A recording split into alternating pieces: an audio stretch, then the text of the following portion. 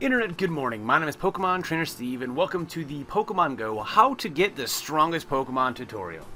Now, the first thing you want to make sure of is that you can actually catch the Pokemon. If this is you, we'll get better at this first before you even think about watching this video. Now that you've actually caught a Pokemon, let's explore exactly what makes Pokemon strong, and then we'll talk about how you can get the strongest possible Pokemon in Pokemon Go. Now, the first thing we're going to look at here is a stat called CP. That stands for Combat Power, and the higher your CP of Pokemon, the more powerful that Pokemon is going to be. Here are Pokemon arranged by CP, from 440 to Pidgeot, all the way down to a 70 from Drowsy.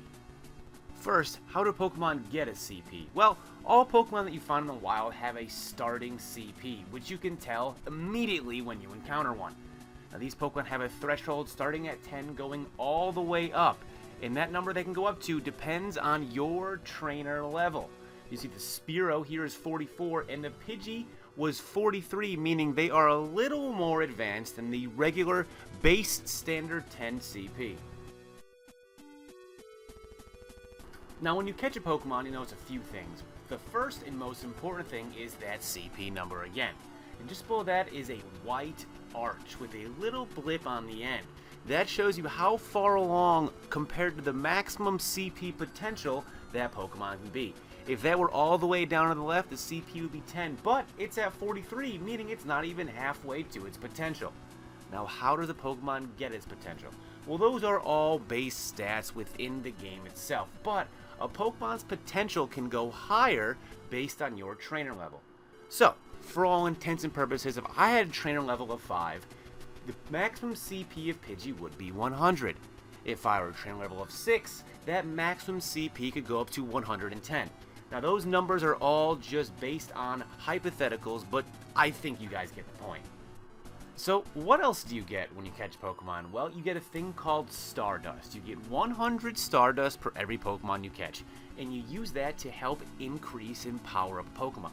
You also get a candy based on the first basic form of that Pokemon. As you can see here, I got 3 Pidgey candy, but let me put that through to test with an evolved Pokemon. So now that we've encountered a evolved Pokemon, as Kakuna is the second stage after Weedle, let's just see what happens when we catch this Pokemon and what kind of candy we get. Of course, we will get the 100 Stardust. That is a given every single time you get a Pokemon, but now, here we go. Let's see. Now, as mentioned, this Kakuna has 3 Weedle candy that came with it because this Pokemon evolves from Weedle. So, trying to strengthen a Pokemon with candy is not that difficult because all you need is the basic form of that Pokemon. In order to strengthen up Kakuna, you do not need Kakuna candy. You just need Weedle candy. To strengthen a Metapod, you do not need Metapod candy. You just need Caterpie candy, which again, you get by catching any form of that Pokemon in the wild. Now, powering up your Pokemon is very easy. You could simply click the Pokemon, go to your Pokeball, click on the Pokemon, and if you have enough Stardust plus the candy required, you click yes. Your Pokemon gets a little boost here. After one feed, I went up 28 CP, and I went up 2 HP.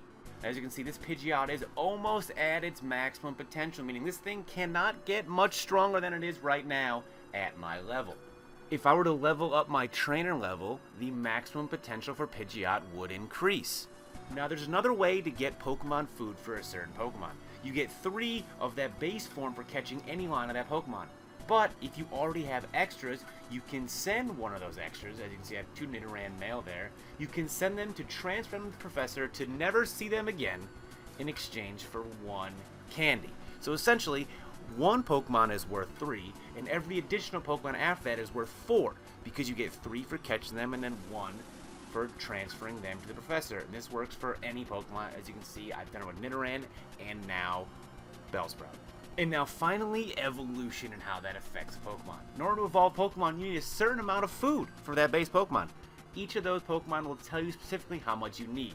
And when you evolve them, your Pokemon get a boost. However, their potential meter stays exactly the same as where it was when you evolved that Pokemon. If you notice where the Rattata was, to now where the evolved Raticate potential bar is. So now, there you have it. Everything you need to know about getting the strongest Pokemon possible in Pokemon Go. Hopefully before long, you're taking over gyms near you, but hopefully Team Valor gyms, because the other two teams, well, we don't want to talk about those. So, let me know in the comments below if you want to know anything else about this game and how-to videos, or just leave a comment if you enjoy this or not.